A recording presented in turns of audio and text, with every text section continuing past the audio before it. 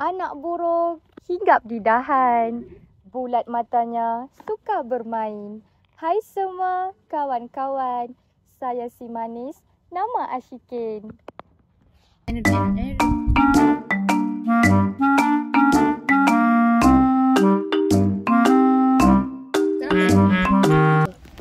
Pagi hari minum teh susu ditemani kuih di atas meja. Nama saya Shima yang Ayu, senyum diberi tanda mesra. Ingat tak Ejo?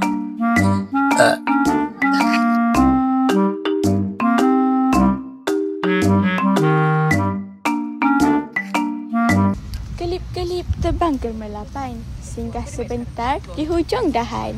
Manis bertutur, lembut senyuman. Saya Liana, hadir berpesan.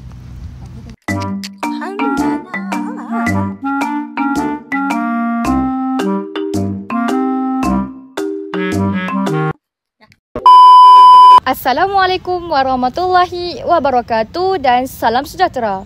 Kami dari kelas Bahasa Melayu D, pelajar kursus kemahiran komunikasi Bahasa Melayu, ingin membentangkan tugasan 2 iaitu persembahan.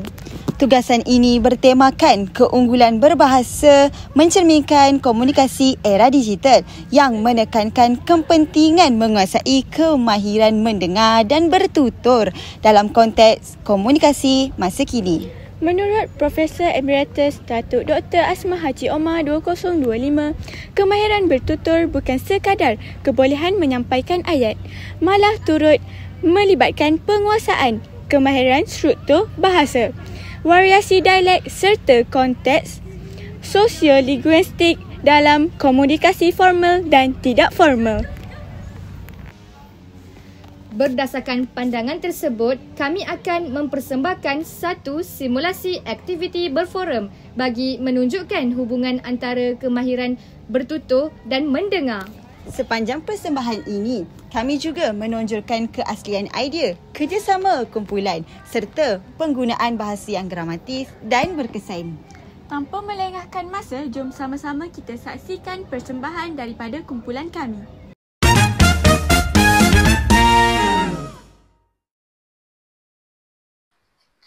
Assalamualaikum warahmatullahi wabarakatuh dan salam sejahtera.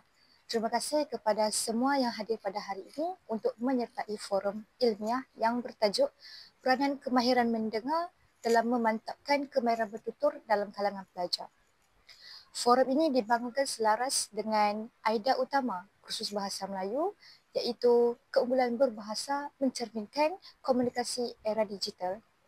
Ini bermaksud apabila pelajar memiliki kecekapan mendengar, mereka bukan sahaja bertutur dengan baik dalam situasi bersemuka, tetapi juga mampu berkomunikasi dengan lebih beretika, tersusun dan matang di platform digital seperti mesej suara, forum dalam talian, media sosial dan rakaman video. Komunikasi digital yang berkualiti bermula daripada keupayaan mendengar dengan teliti sebelum memberi respon sama ada melalui suara atau teks. Pada hari ini kita bawakan 2 orang panel untuk berkongsi pandangan mereka berkaitan isu ini. Panel pertama ialah Puan Nur Liana dan panel kedua ialah Puan Nur Hashimah. Untuk membuka bicara, saya ingin bertanyakan soalan pertama kepada panel utama. Panel pertama, apakah hubungan asas antara kemahiran mendengar dan kecekapan bertutur dalam diri pelajar? Hubungannya sangat rapat. Pertuturan tidak berlaku tanpa proses mendengar terlebih dahulu. Mendengar menyediakan bahan mentah kepada otak untuk membentuk bahasa. Apabila pelajar mendengar, mereka menyerap kosakata, sebutan, intonasi dan struktur ayat. Kemudian barulah mereka menyalurkan semua maklumat ini sebagai pertuturan. Sekiranya mereka kurang mendengar atau mendengar secara pasif, pertuturan mereka menjadi terbatas. Bukan kerana tidak pandai bercakap, tetapi kerana tiada cukup input untuk dijadikan output. Maka, mendengar ialah asas kepada kebolehan bertutur. Terima kasih kepada panel pertama. Saya beralih kepada panel kedua iaitu Puan Hashimah. Dari sudut teori, bagaimana Sarjana Bahasa Asmah Haji Omar menghuraikan kaitan antara mendengar dan bertutur ini? Asmah Haji Omar menegaskan bahawa bahasa yang dituturkan seseorang ialah gambaran daripada bahasa yang didengarnya. Ini bermaksud kualiti pertuturan adalah cerminan kepada kualiti pendengaran. Menurut beliau, perolehan bahasa bermula melalui pendengaran. Bayi dan kanak-kanak tidak diajar bercakap terlebih dahulu. Mereka menyerap bunyi bahasa melalui pendengaran sebelum mencuba meniru secara lisan. Maka, dengan konteks pelajar semakin baik, mereka mendengar model bahasa yang betul. Semakin baik pertuturan mereka, semakin berkembang. Teori ini selari dengan amalan pengajaran bahasa dalam kelas. Guru menjadi model bahasa dan murid memperoleh gaya pertuturan dengan mendengar terlebih dahulu sebelum bertutur. Baik, kita masuk kepada sesi soal jawab yang pertama. Soalan saya kepada panel pertama, apakah tanda-tanda bahawa seseorang pelajar itu kurang menguasai kemahiran mendengar sehingga menjejaskan pertuturan? Terima kasih atas persoalan. Antara tanda-tandanya, yang pertama, mereka menjawab soalan tidak tepat kerana tidak menangkap mesej dengan betul. Yang kedua, mereka mengulang kesalahan yang sama walaupun arahan sudah diberikan. Yang ketiga, mereka lambat memahami giliran bertutur atau sering menyampuk. Yang keempat, pertuturan mereka ringkas, tidak berkembang atau tidak mengikuti konteks. Terima kasih. Soalan saya kepada panel kedua pula, adakah mendengar pasif sudah mencukupi untuk menghasilkan pertuturan yang baik? Terima kasih atas soalan yang diberikan sebentar tadi. Pada pandangan saya, tidak. Yang diperlukan ialah pendengaran aktif, iaitu mendengar sambil memproses makna. Dalam konteks digital hari ini, pendengaran juga aktif bermaksud menapis informasi. Bukan sekadar mendengar tetapi memahami sebelum memberi respon. Itulah asas kepada keunggulan komunikasi dalam era digital, iaitu big idea yang kita tekankan hari ini. Terima kasih atas penjelasan tadi. Untuk sesi seterusnya, saya ingin bertanyakan lagi soalan kepada panel kedua iaitu Puan Hashimah. Bagaimanakah kemahiran mendengar mempengaruhi etika pertuturan dalam komunikasi seharian, khususnya dalam dunia digital pada hari ini? Pada pendapat saya, kemahiran mendengar bukan sahaja mempengaruhi kefahaman tetapi juga adab komunikasi. Dalam situasi bersemuka, kita belajar menunggu giliran bercakap, tidak memotong percakapan dan memberi respon yang sesuai. Prinsip yang sama terbawa ke dunia digital. Sebagai contoh, di platform seperti WhatsApp, TikTok atau forum dalam talian, seseorang yang mendengar dengan baik akan membaca mesej atau memahami kandungan dahulu sebelum membalas. Mereka tidak tergesa-gesa memberi komen atau reaksi tanpa maklumat penuh. Inilah maksud keunggulan berbahasa dalam era digital. Mendengar secara teliti sebelum bertutur atau menaik balasan. Baik, kita masuk ke pusingan soal jawab yang kedua. Soalan saya kepada panel kedua iaitu Puan Hashimah. Apakah cabaran yang menghalang pelajar memanfaatkan kemahiran mendengar? Antara cabaran ialah gangguan tumpuan, penggunaan gadget yang terlalu cepat melangkau maklumat, serta budaya cepat komen dulu, faham kemudian. Apabila tidak biasa mendengar, mereka juga tidak biasa bertutur dengan kemas. Terima kasih Puan Hashimah. Soalan berikut kepada panel pertama iaitu Puan Liana. Apakah contoh situasi bilik darjah yang menunjukkan mendengar memberi kesan langsung kepada kualiti pertuturan pelajar? Terima kasih atas soalan yang dikemukakan. Contohnya dalam aktiviti perbincangan kumpulan. Murid yang mendengar dengan baik dapat memberikan maklum balas yang lebih relevan dan menghuraikan hujah dengan tepat.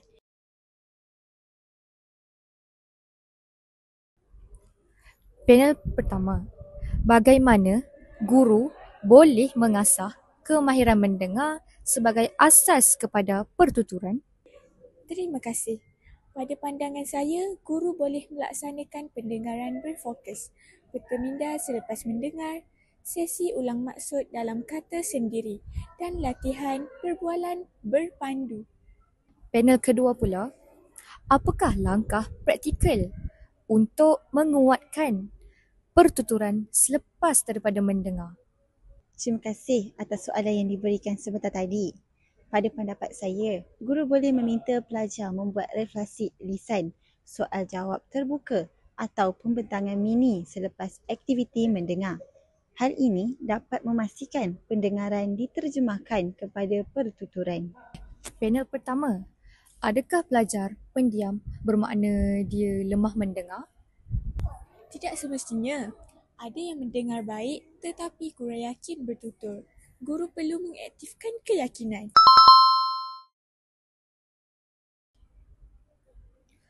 Panel kedua, sejauh manakah guru berperanan sebagai model bahasa?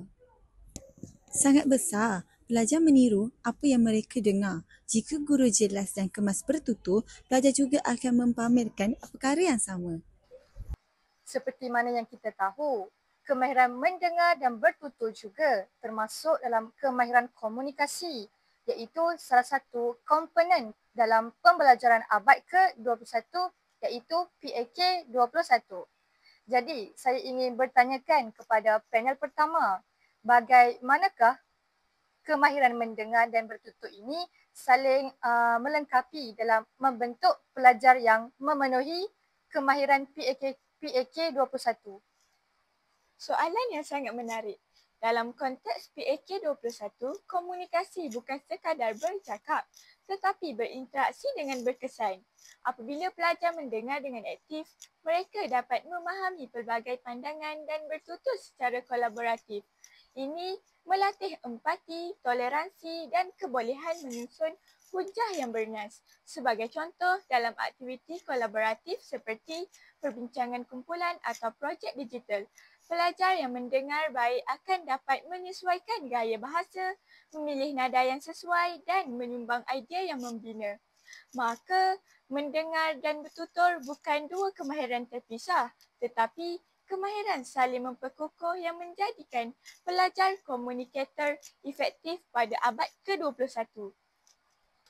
Menarik. Panel 2 pula, bagaimanakah teknologi digital dapat membantu guru melatih dua kemahiran ini secara seimbang? Terima kasih atas soalan yang diberikan sebentar tadi.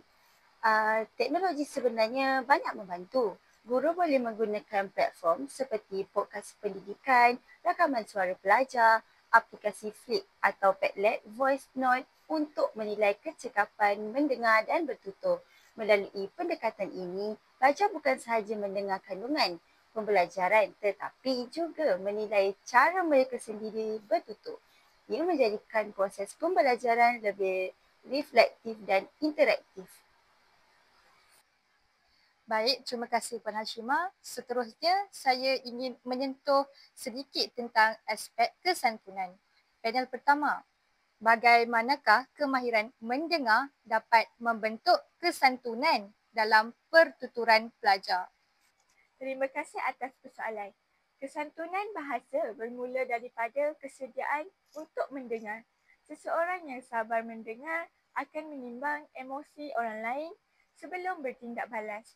Dalam konteks pelajar, mendengar dengan sopan kepada guru atau rakan menunjukkan budi bahasa. Apabila pelajar memahami dahulu sebelum membalas, mereka akan bertutur dengan nada yang lebih lembut dan beradab. Ini sangat penting dalam komunikasi digital di mana mesej mudah disalah tafsir. Maka, mendengar dengan empati sama ada melalui suara atau membaca mesej dengan teliti membantu mengelakkan pertuturan kasar dan konflik bahasa. Panel kedua, adakah kemahiran mendengar juga boleh membantu mengawal emosi ketika bertutur? Ya, benar.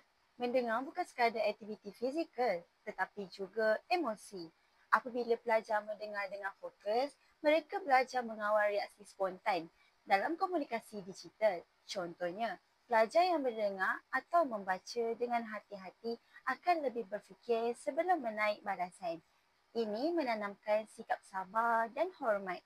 Maka, mendengar adalah alat kawalan emosi yang mengasuh pertuturan dengan lebih beradab. Daripada perbincangan panjang kita pada hari ini, kita dapat simpulkan bahawa kemahiran mendengar bukan sekadar prasyarat untuk bertutur, tetapi merupakan akar kepada segala bentuk komunikasi yang berkesan seperti bersemuka mahupun digital. Kita juga telah melihat bagaimana teori Asmah Haji Omar menjelaskan proses bahasa bermula dengan pendengaran, bagaimana kemahiran ini menyokong PAK 21 dan membentuk kesantunan pelajar. Secara keseluruhannya, apabila pelajar-pelajar mendengar dengan empati, fokus dan adab, mereka bukan sahaja mampu bertutur dengan baik, tetapi juga menjadi warga digital yang bertanggungjawab, matang dan beretika. Terima kasih kepada panel-panel kita atas hujah yang bernas serta semua pendengar forum atas perhatian dan sokongan. Sekian, terima kasih. Assalamualaikum warahmatullahi wabarakatuh.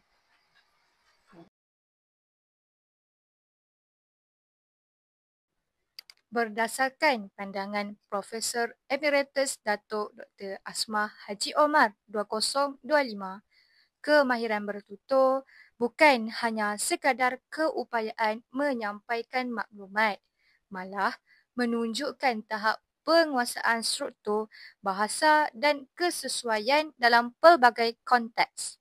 Sehubungan dengan itu, kami memilih aktiviti simulasi forum kerana ia melibatkan kemahiran mendengar dan bertutur secara langsung serta menonjolkan aspek komunikasi formal yang beretika. Sebelum itu, mari kita menyelusuri kepada ciri-ciri komunikasi berkesan terlebih dahulu. Komunikasi merupakan asas utama dalam kehidupan manusia. Melalui komunikasi, seseorang dapat berkongsi maklumat, menyampaikan idea serta membina hubungan dengan orang lain. Namun begitu, tidak semua komunikasi dianggap berkesan. Komunikasi yang berkesan bermaksud mesej yang disampaikan dapat difahami dengan jelas oleh penerima serta mencapai tujuan yang diinginkan. Terdapat beberapa ciri yang perlu ada untuk menjadikan sesuatu komunikasi itu benar-benar berkesan dalam kehidupan seharian. Ciri pertama komunikasi berkesan ialah penyampaian mesej yang jelas dan mudah difahami. Seseorang penyampai perlu menggunakan bahasa yang mudah serta struktur ayat yang tersusun supaya penerima tidak salah tafsir maksud yang ingin disampaikan. Penggunaan istilah yang terlalu kompleks atau ayat yang berbelit-belit boleh menyebabkan kekeliruan dan salah faham. Sebagai contoh, seorang guru yang memberikan arahan dengan jelas akan membantu murid memahami tugasan dengan tepat dan mengelakkan kesilapan dalam pelaksanaan kerja. Selain itu, komunikasi berkesan juga memerlukan penggunaan bahasa yang sesuai dengan audiens. Pemilihan bahasa hendaklah disesuaikan dengan tahap pemahaman, umur dan latar belakang penerima. Bahasa yang digunakan untuk berinteraksi dengan rakan sebaya tentu berbeza dengan bahasa yang digunakan semasa berbicara dengan guru atau pegawai atasan. Hal ini penting agar mesej yang ingin disampaikan diterima dengan sopan dan tidak menyinggung mana-mana pihak. Seterusnya, nada suara dan intonasi yang sesuai turut memainkan peranan penting dalam memastikan komunikasi berjalan dengan lancar. Nada yang terlalu tinggi mungkin dianggap kasar atau marah, manakala nada yang terlalu rendah pula boleh menyebabkan mesej tidak jelas. Oleh itu, seseorang perlu bijak mengawal nada suara mengikut situasi dan konteks perbualan. Intonasi yang betul bukan sahaja membantu penyampaian mesej, malah mampu menarik perhatian pendengar. Di samping itu, komunikasi yang berkesan mestilah melibatkan maklum balas dua hala antara penyampai dan penerima. Maklum balas menunjukkan bahawa mesej telah diterima, difahami dan dinilai oleh penerima. Contohnya, dalam sesi perbincangan kumpulan, ahli yang memberi respon terhadap pendapat rakan menunjukkan komunikasi yang aktif dan berkesan. Proses ini membolehkan pertukaran idea berlaku dengan lebih terbuka dan produktif. Ciri seterusnya ialah komunikasi yang bertujuan, jelas dan bersifat jujur. Setiap bentuk komunikasi harus mempunyai matlamat yang tertentu, seperti untuk memberi maklumat, mendidik, memujuk atau menghibur. Apabila tujuan komunikasi jelas, penyampai dapat menyusun kata dengan lebih tersusun serta menyampaikan hasil yang diharapkan. Kejujuran dalam menyampaikan maklumat juga penting bagi membina kepercayaan kedua-dua belah pihak. Komunikasi yang mengandungi unsur penipuan atau manipulasi hanya akan menimbulkan salah faham dan merosakkan hubungan. Selain itu, kemahiran mendengar dengan aktif juga menjadi elemen penting dalam komunikasi berkesan. Mendengar secara aktif bermaksud memberi perhatian sepenuhnya terhadap apa yang ingin disampaikan, memahami mesej yang diterima serta memberi reaksi yang bersesuaian. Pendengar yang baik tidak akan memotong percakapan orang lain dan sentiasa menunjukkan minat melalui bahasa tubuh seperti mengangguk atau memberi senyuman. Sifat ini menjadikan perbualan lebih harmoni dan saling menghormati. Tambahan pula, komunikasi berkesan turut melibatkan penggunaan bahasa, tubuh dan ekspresi wajah yang positif. Kadang-kala, mesej yang ingin disampaikan melalui gerak tubuh lebih berkesan daripada kata-kata. Ekspresi muka yang mesra dan kontak mata yang baik dapat menunjukkan keikhlasan serta keyakinan penyampai. Sebaliknya, bahasa tubuh yang tertutup seperti menyilangkan tangan atau mengelakkan pandangan mata boleh menimbulkan salah faham dan rasa tidak selesa. Akhir sekali, komunikasi yang berkesan mestilah menghormati penerima dan disesuaikan dengan konteks. Penyampai perlulah menunjukkan rasa hormat terhadap pandangan orang lain serta tidak menggunakan kata-kata yang menyinggungkan perasaan. Dalam masa yang sama, cara berkomunikasi perlu disesuaikan dengan tempat dan situasi. Misalnya, komunikasi dalam majlis rasmi memerlukan bahasa yang lebih formal dan sopan, manakala komunikasi dalam suasana santai boleh menggunakan bahasa yang lebih mesra dan tidak terlalu kaku. Kesimpulannya, komunikasi yang berkesan memainkan peranan penting dalam kehidupan seharian kerana ia membantu membina hubungan baik, mengelakkan salah faham serta meningkatkan kefahaman antara individu. Oleh itu, setiap orang perlu berusaha mempraktikkan ciri-ciri komunikasi berkesan seperti kejelasan mesej, kejujuran, nada suara yang sesuai serta kemahiran mendengar dengan aktif. Apabila komunikasi dilakukan dengan berkesan, segala urusan akan menjadi lebih lancar dan hubungan sesama manusia akan kekal harmoni. Pertama, menunjukkan hubungan yang erat antara kemahiran mendengar dan bertutur dalam komunikasi formal, sekaligus membantu pelajar berinteraksi dengan lebih berhemah dan tersusun. Kedua, melatih kemahiran memberi dan menolak hujah dengan sopan melalui penggunaan bahasa yang sesuai dan beradab ketika berkomunikasi. Ketiga, menggalakkan kolaborasi serta komunikasi berkesan antara ahli kumpulan bagi mencapai persefahaman dan matlamat bersama dengan lebih harmoni. Dalam simulasi forum ini, kami membahagikan peranan kepada 3 watak utama. Moderator mengawal perjalanan forum, memperkenalkan tajuk dan panel serta menutup sesi dengan rumusan hujah utama. Panel pertama membincangkan bahawa kemahiran mendengar ialah asas kepada kemahiran bertutur. Seseorang perlu mendengar dengan aktif untuk memperoleh kosakata, intonasi dan struktur ayat sebelum mampu bertutur dengan baik. Panel turut menekankan tanda-tanda kelemahan mendengar dan mencadangkan kaedah pengajaran seperti latihan pendengaran, berfokus dan perbualan berpandu. Seterusnya, saya akan menguraikan pandangan Asma Haji Omar yang menyatakan bahawa bahasa yang dituturkan mencerminkan bahasa yang didengar. Saya menekankan kepentingan pendengaran aktif dalam komunikasi, khususnya dalam era digital masa kini, agar penutur dapat menapis dan memahami maklumat sebelum memberi respon.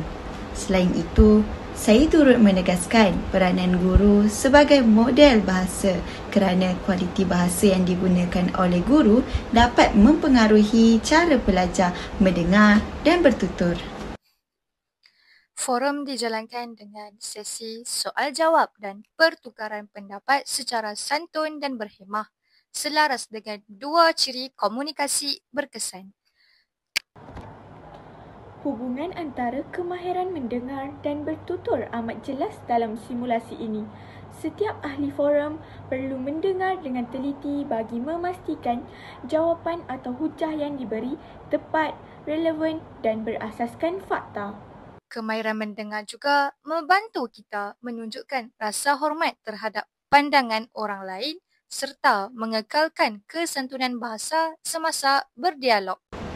Secara keseluruhannya, simulasi forum ini membuktikan bahawa keunggulan berbahasa bukan hanya pada apa yang kita tuturkan, tetapi juga pada cara kita mendengar dan memberi maklum balas.